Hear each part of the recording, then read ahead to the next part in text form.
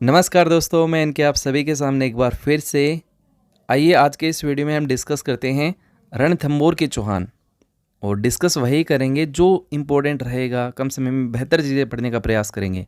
उम्मीद कर रहा हूँ जितने भी क्लासें अपलोड की हैं कंटिन्यूटी आप रख रहे होंगे, और यदि आप इनके शॉर्ट नोट्स बना रहे हैं तो मैं समझता हूँ एक बार और रिवीजन कर लिया लास्ट में तो बेहतर से बेहतर करके आएंगे। तो सबसे पहले रणथंभौर के चौहान शाखा के संस्थापक कौन हैं? वो हैं आपके गोविंदराज। और ये गोविंदराज कौन है? ये हैं आपके सन ऑफ पृथ्वीराज चौहान। पृथ्वीराज चौहान के बेटे हैं। चौहान वंश का अंतिम और सबसे प्रतापी शासक कौन है? हमीर देव चौहान।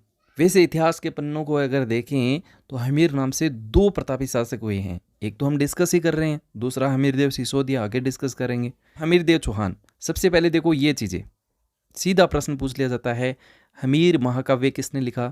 नयन चंद्र सूरी ने। और याद भी रहेगा, देखो काव्य से पहले क्या लिखा है? महा लिखा है। महा का मतलब महान, बड़ा। और यहाँ देखो चंद्र, चांद बड़ा होगा, तो थोड़ा सा आप लिंक करेंगे, याद रह जाएगा। दूसरा है हमीर हट, ये किसने लिखा है? चंद्रशेखर ने लिखा है। और चंद्रशेखर लिंक कर लो, चंद्रशेखर आज़ाद हटी थे, वैसे हमीर हैं वो भी हटी थे। तो हमीर हट किसने लिखा है? चंद्रशेखर ने लिखा है। हमीर रासो, ये लिखा है आपके सारंगधर। सारंगधर या जोधराज, ये दोनों बिल्कुल सही हैं। जो ऑप्शन में मिले लगा दो। जोधपुर लिख दिया क्या? जोधराज। इसके अलावा हमीर मदमर्दन, ये किसने लिखा है? ये जय सिंह सूरी ने लिखा है। तो 3-4 हैं, हमीर के नाम से हैं, थोड़ा सा याद रखिएगा। हमीर महाकाव्य नयनचंद सूरी, हमीर हट चंद्रशेखर, हमीर रासो सारंगधर या जोधराज, हमीर मदमर्दन आपका जय सिंह सूरी। देखिए हमीर देव चौहान जो हैं 17 में से 16 युद्ध में विजयी होते हैं। तो एक फैक्ट है, थोड़ा सा याद रखिएगा कि 17 युद्ध में से 16 युद्ध किसने जीते थे? हमीर देव चौहान ने जीते थे। नेक्स्ट है 32 खंभों की छतरी। कहाँ है ये भी रणथंभौर दुर्ग के अंदर है। किसने बनाई? ये हमीर देव चौहान बनाते हैं अपने पिता जेतर सिंह की याद में, जो उनका शासनकाल रहता है 32 वर्षों का। तो उसकी याद में ये 32 खंभों की छतरी बनाते हैं। और सुनते हैं कि ये वही छतरी है जहाँ पर बैठकर जो हमीर हैं वो न्याय वगैरह करते थे, तो इसीलिए इसे न्याय की छतरी भी कहा जाता है। तो फैक्ट है, याद रखिएगा। इसके अलावा झाइन दुर्ग, इसको भी विशेष तौर पे याद रखिएगा। ये रणथंभौर दुर्ग की कुंजी कहलाती है, जिसे हम नेक्स्ट वीडियो में जालोर के चौहान डिस्कस करेंगे। तो वहाँ जालोर की जो कुंजी है वो हम सिवाना को डिस्कस करेंगे। तो यहाँ रणथंभौर दुर्ग की कुंजी क्या है? झाइन दुर्ग। अब देखिए सेना जो है वो आक्रमण करेगी, तो सबसे पहले आक्रमण कहाँ होगा? झाइन दुर्ग में होगा। सबसे पहले वो प्रवेश करेगी तो कहाँ से गुजरेगी? झाइन दुर्ग से होकर गुजरेगी। तो जलालुद्दीन कौन है? ये आपके अलाउद्दीन खिलजी के चाचा हैं। तो ये क्या करते हैं? झाइन दुर्ग को तो जीत लेते हैं, आक्रमण करके जीत लेते हैं, लेकिन रणथंभौर दुर्ग इतना आसान नहीं जीतना। तो रणथंभौर दुर्ग को जीतने में ये क्या रहते हैं? असफल रहते हैं। और असफल होकर एक स्टेटमेंट देते हैं जो इतिहास के पन्नों में लिखा गया, क्या? कि मैं ऐसे 10 दुर्ग को मुसलमान के एक बाल के बराबर नहीं समझता। अब देखो सिंपल सी बात है, कोई दुर्ग नहीं जीतेगा, अपनी असफलता दूसरे पे थोपेगा।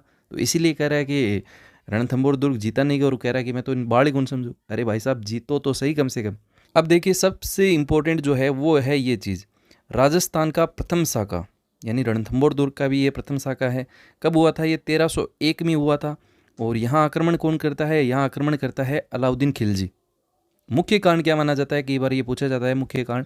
तो मंगोल विद्रोही मोहम्मद शाह बेगड़ा व केहेब्रू को शरण देना। हमीर देव चौहान जो है वो इनको शरण देता है। और ये मोहम्मद शाह बेगड़ा ये कौन है? जो अलाउद्दीन खिलजी है, इनकी पत्नी का नाम होता है चिमना। इनकी पत्नी का नाम क्या है? चिमना।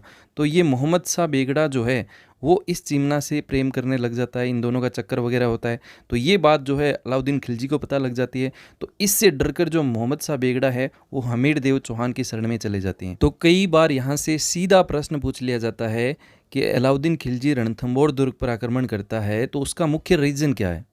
तो रीजन क्या है? मोहम्मद शाह बेगड़ा और केहेब्रू, इन दोनों को हमीर देव चौहान के द्वारा शरण देना। तो ये थोड़ा सा एक फैक्ट है, इंपॉर्टेंट फैक्ट है, याद रखिएगा। नेक्स्ट है अलाउद्दीन खिलजी के यहाँ पे सेनापति कौन है? ये प्रश्न भी पूछा जाता है। तो एक तो है नुसरत खां और एक है आपके उल्गू खां। यहाँ जो नुसरत खां हैं वो यहाँ पे मारे। नेक्स्ट है यहाँ पे हमीर देव चौहान के सेनापति कौन है? तो एक तो है धर्म सिंह और एक है भीम सिंह। और यहाँ कौन मारा जाता है? आपका भीम सिंह मारा जाता है। नेक्स्ट है हमीर के यहाँ सेनापति कौन है, तो एक है धर्म सिंह और एक है भीम सिंह। और ये भीम सिंह जो है वो युद्ध में मारा जाता है। बताते हैं कि इसकी जो सेना है वो पीछे चल रही होती है, तो अलाउद्दीन खिलजी आक्रमण करके भीम सिंह को उड़ा देता है। इस बात का जब हमीर को पता लगता है कि युद्ध में भीम सिंह मारा गया तो उन्हें बड़ा दुख होता है और वो धर्म सिंह को इसका दोषी ठहराते हैं कि आपकी वजह से मारा गया, आपने ध्यान नहीं रखा। कुछ समय के लिए धर्म सिंह को जो है वो बाहर भी निकाल देते हैं अपनी सेना से। तो ऐसे थोड़ा सा कई बार पूछ लेते हैं कि हमीर के जो सेनापति हैं उनमें कौन सा सेनापति मारा गया था, तो भीम सिंह। याद भी रह जाएगा। देखो धर्म सिंह में क्या आ रहा है, ध आ रहा है, और भीम सिंह में आ रहा है आपका भय। ध पहले आता है, भय बाद में आता है।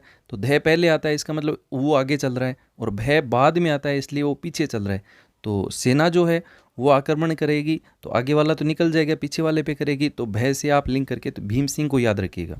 नेक्स्ट है हमीर से विश्वासघात। ये कौन करते हैं, ये रणमल और रत्तीपाल। दोनों रह से है, लिंक कर लेना। हालांकि एक सुरजन सिंह भी होता है, लेकिन रणमल व रत्तीपाल ये दोनों जरूर याद रखिएगा, एग्जाम में ये प्रश्न पूछा हुआ है।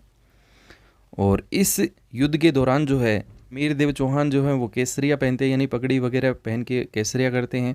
और यहाँ जौहर जो है इनकी पत्नी जो रंगा देवी है उनके नेतृत्व में यहाँ जोहर होता है, जल जोहर ये माना जाता है। तो थोड़ा सा याद रखिएगा कि राजस्थान का प्रथम साका कब हुआ था, 1301 में हुआ था। किसके नेतृत्व में हुआ था, हमीरदेव चौहान और उनकी पत्नी रंगा देवी के नेतृत्व में। किसने आक्रमण किया था, अलाउद्दीन खिलजी ने आक्रमण किया था। कारण क्या था, मुख्य कारण क्या था, मोहम्मद शाह बेगड़ा व किहेब्रू को शरण देना। अलाउद्दीन खिलजी का कौन सा सेनापति मारा गया था, नुसरत खां। हमीर का कौन सा सेनापति मारा गया था, भीम सिंह। तो थोड़ा सा एक दो बार पढ़ेंगे, चीज़ें सारी याद हो जाएंगी। और इसके बाद अमीर खुसरो जो है वो लिखते हैं कि कुफर का जो घर है वो आज इस्लाम का घर हो गया। कई बार ये सीधे स्टेटमेंट पूछ लिए जाते हैं, तो याद रखिएगा। अबुल फजल क्या कहते हैं कि अन्य सभी दुर्ग जो हैं वो नंगे हैं, जबकि यह दुर्ग क्या है, बख्तरबंद है। क्यों कहा, इसलिए क्योंकि ये एरन दुर्ग की श्रेणी में आता है। गिरी दुर्ग यानी पहाड़ों से ही घिरा हुआ है। अन्य आप किसी भी दुर्ग को देखेंगे, जैसे मेहरानगढ़ दुर्ग हो गया, जैसे आपका आमेर दुर्ग हो गया, कुंभलगढ़ दुर्ग हो गया, चित्तौड़गढ़ दुर्ग हो गया, तो ये देखेंगे तो ये अलग से दूर से ही नज़र आ जाते हैं। लेकिन ये दुर्ग इन पहाड़ियों से, इन पर्वतों से घिरा हुआ है, तो आसानी से ये दुर्ग जो है वो आसानी से दिखाई नहीं देता। तो इसीलिए अबुल फजल कहते हैं कि अन्य सभी दुर्ग जो हैं वो नंगे हैं, जबकि ये दुर्ग क्या है, बख्तरबंद है। इसके अलावा एक प्रश्न मैं आप लोगों से करूंगा कि नौलखा दरवाजा से दुर्ग से संबंधित है, ये आप कमेंट बॉक्स में रखिएगा। हमीरदेव चौहान के गुरु का नाम है राघवदेव, थोड़ा सा याद रखिएगा। तो ये छोटा सा टॉपिक था रणथंबोर के चौहान को लेकर। नेक्स्ट वीडियो में हम जालौर के चौहान को डिस्कस करेंगे। तब तक के लिए हंसते रहिए, मुस्कुराते रहिए, अपनी पढ़ाई में व्यस्त रहिए, बड़ों का ख्याल